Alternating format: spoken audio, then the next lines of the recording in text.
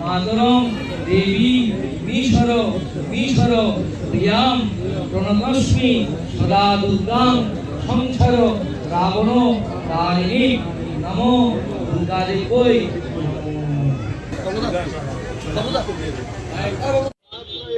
गोथार दुर्गा फुजानि समाव आङो जोंनि बिपिएफ दोलोनि जानानै मानगोनां हाग्रामा महिलारि बिथांनि जानानै बे रायजो राजानि बयनिसिमबो गोजोननाय आरो खुलुमनायखौ जों बावहरबाय।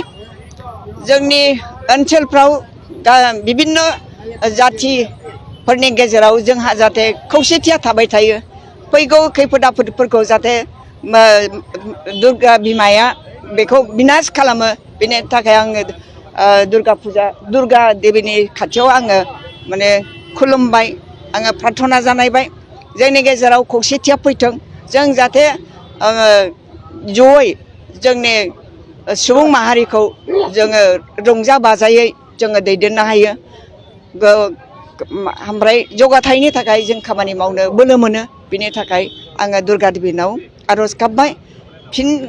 फिन आरोबाव आङो रायजो राजानो आंनि गोरबोनि आरो हाग्रामा महिलारिनि गोजोननाय खुलुमनायखौ बावहरबाय।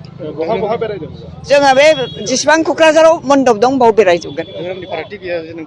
जेबो फाराग गैया जोंनि गेजेराव, हिन्दु मुस्लिम गासिबो समान जोब, बाङालि बर' एखे जोब, बयबो जोङो गोजोननायाव थानांगोन।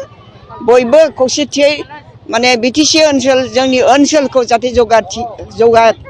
जौगानायनि खामानि मावनायाव रावहाबो हेंथा थाया, बिनि थाखाय इसोरनाव आरज गाबबाय। फुजानि थासारिखौ माबायदि नुदों? मोजां नुदों, एबार साबसिन नुदों आरो जोंनि मिसनाबो आलादा जादों एबार।